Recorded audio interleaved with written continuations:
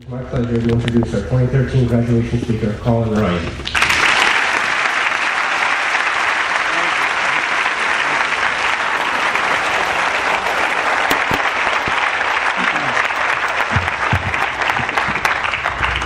Thank you so much for having me. It's an honor to be here. I could not be here without the hard work of Joe McGee. Will we please thank Joe for his work today.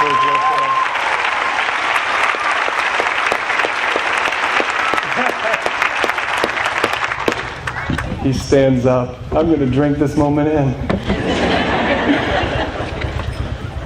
It's such an honor to be here. The very fact that I am here is just further testimony to the fact that you can truly change your whole life in ways you would never have predicted. I have been to many graduations before. I have sat where you are sitting for the graduation of family members and friends. I have also worn the insanely designed gown outfits that you are wearing today. I have good news for you. You'll wear it so many more times. There's so many occasions when you need to hide a pair of shorts with a vinyl gown. So feel good about that. Today is a fascinating day, though. It's a day for well-wishing. It's a day for goodbyes. For those of you who are not graduating today, it's a day to wish for these students the kind of knowledge and advice that you wish you had known when you sat where they're sitting now. What I'm saying is that whenever there are goodbyes and well-wishing, that means that there will be a lot of advice. You've probably experienced this already, getting advice from everyone, whether you asked for it or not. Advice gets a bad rap, but I have to say it's one of my favorite things. I ask for advice all the time. When I first started speaking, I would hand out an evaluation at the end of a class to see what the students thought, which is brutal a lot of the time, but also very helpful. And at Hartwood, this is a school that plays a major role in my story, because 2 years ago I spoke in Jean Berthum's Creating Sustainable Communities class to many of the students who are sitting here today, who were sophomores at that time. And at the end of the class, Jean asked the students to write a letter to me to give me their thoughts on what I talked about. And it was so encouraging and so meaningful as I was finding my way as a speaker. It's not to say I got perfect reviews. The class appreciated my message. They were, however, concerned about my saving tip that you could make 22 peanut butter and jelly sandwiches for $10.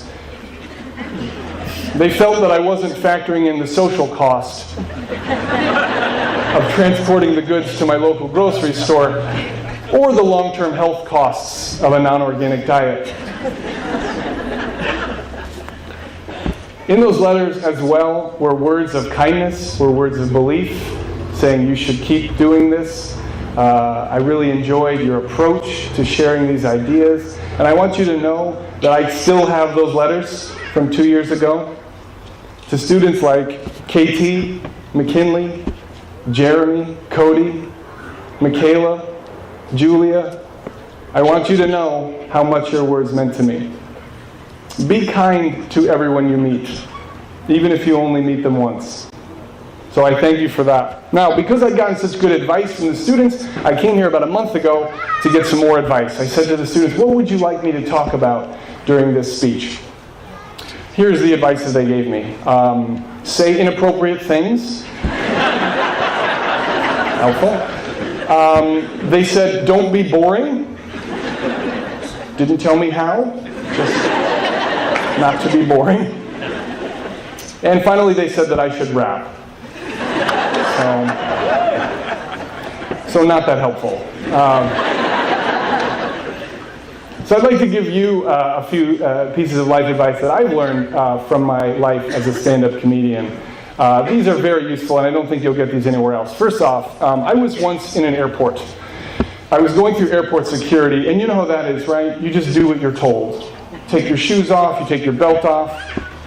I had a couple of pens hooked on the edge of my pocket that I forgot about. This big, intimidating security guard stops me and goes, "Sir, let's go ahead and take those pens off." That is not what I thought he said.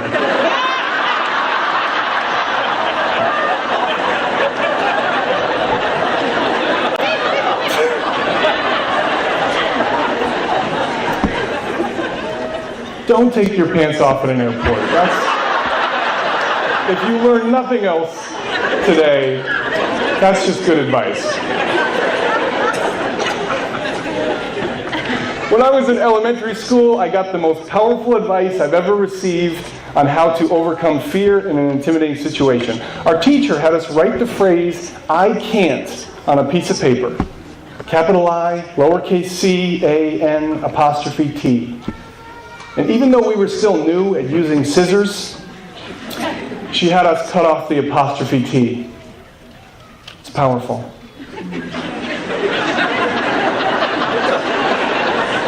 And now whenever I'm intimidated, I remind myself, I car.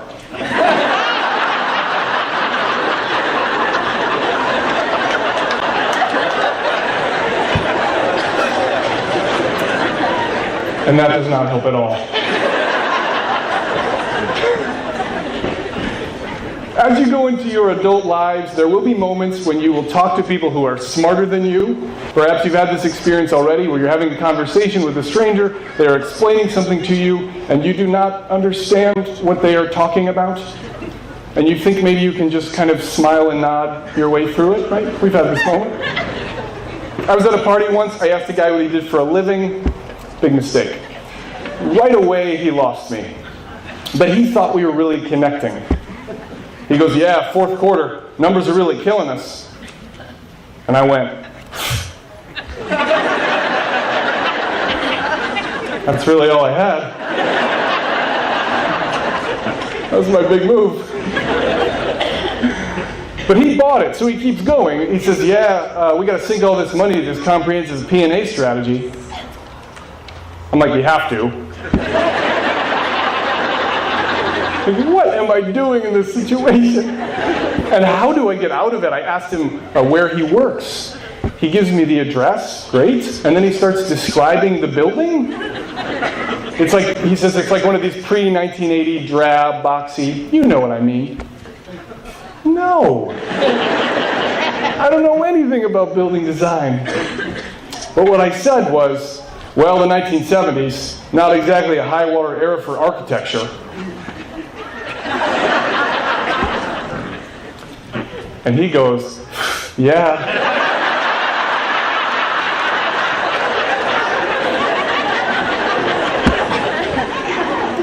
Feel free to try that one out. That one really works.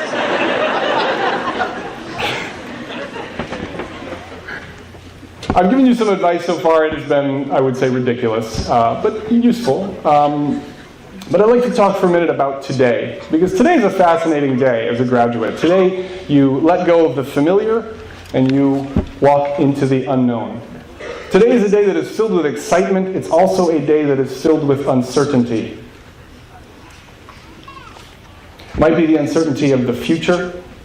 Might be the uncertainty that change is coming your way, that you need to let go, that you are growing up. Uncertainty is just a fancy word for fear. And I know all about fear.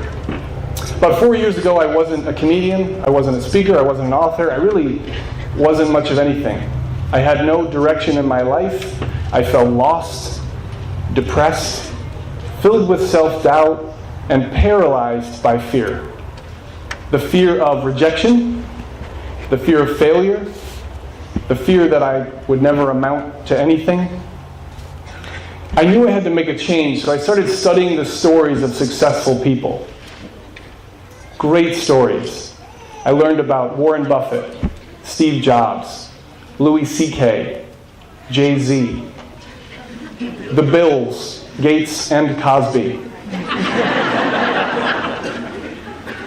The first thing I realized about these stories is that they were good stories. They were better stories than my life was at that time.